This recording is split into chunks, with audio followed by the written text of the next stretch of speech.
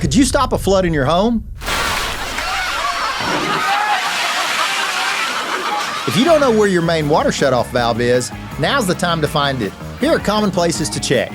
Inside the house, near the water heater or where the main water line enters, in the garage, in a basement or crawl space, outside near an exterior wall, in a valve box buried near the house, or a meter box by the street.